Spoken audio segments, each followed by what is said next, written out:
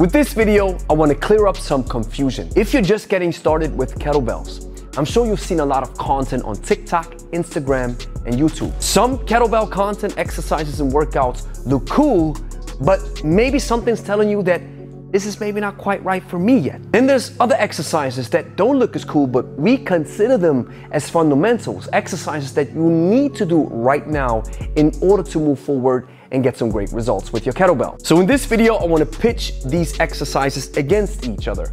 I call it fancy versus useful. As an important note, I don't think that fancy is bad. Fancy can be cool, but I consider it as the top of the pyramid, where if you have mastered a kettlebell or the exercise per se, then you can venture out and try out some other stuff. However, if you haven't reached the top of the pyramid yet, you want to take a good look at the fundamentals.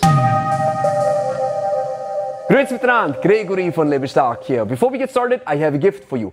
30 days filled with kettlebell workouts for free. Check the first link in the description. Let's start with exercise number 1. And it's not the kettlebell that we use as a tool, but the mace. Yes, the mace is an advanced tool. However, if you dig your heels in with kettlebells, you will come across this powerful tool as well. And it can give you a lot of bang for your buck, especially for your shoulder mobility, flexibility, and strength. So here's the fancy exercise.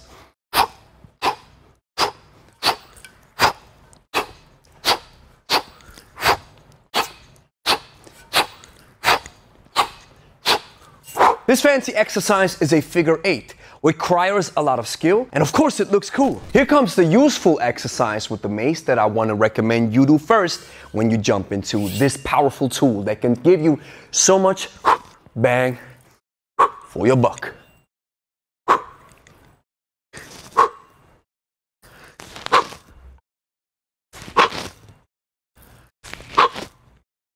As you can see with this exercise, we can bulletproof our shoulder, make them stronger, more flexible, and more mobile. Plus, this is the advantage of the mace. We move in this frontal plane, a plane that is often neglected with other training modalities. The next fancy exercise that I'm going to show you is a kettlebell flow, where we combine multiple exercises into one. Watch.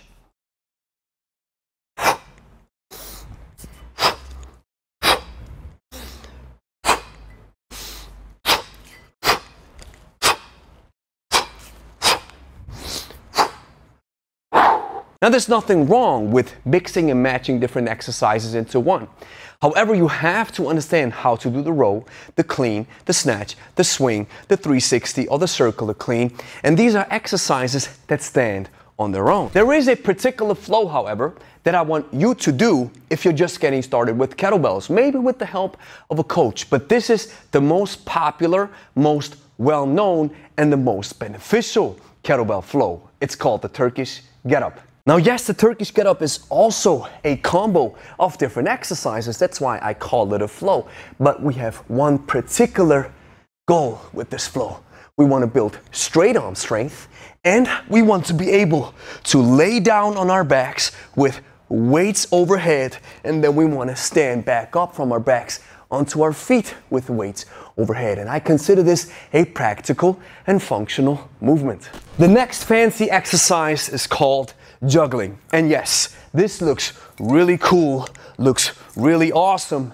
And I'm even trying to really become better at juggling because I think it is so much fun and there's so much in this where you can really jump into a flow and make it look fancy. Aside from maybe improving your coordination and your reflexes and having a lot of fun, I don't see a lot of benefits, unfortunately, with juggling, especially for people who are just getting started. So here's what I want you to learn. I want you to learn a proper swing.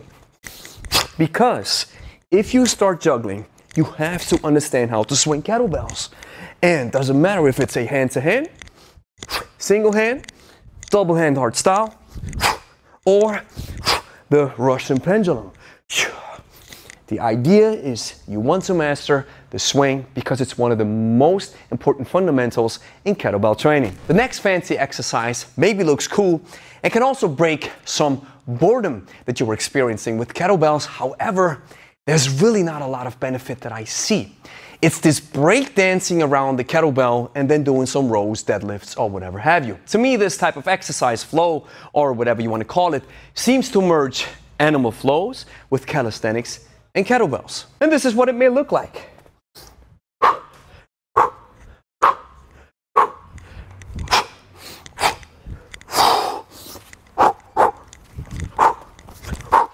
And you know what?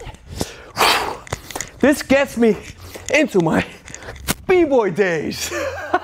With all jokes aside, when you do a swing and then you go down into this breakdance move, we are combining a conditioning exercise with another conditioning exercise.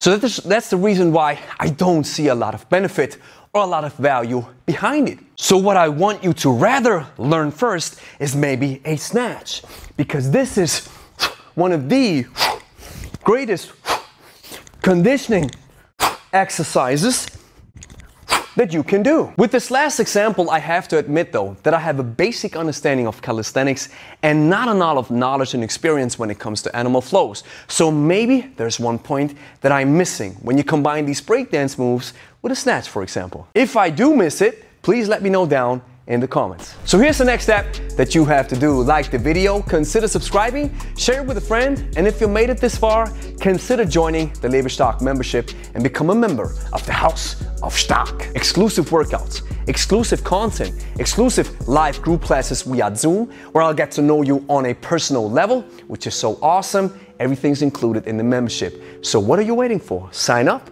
right now.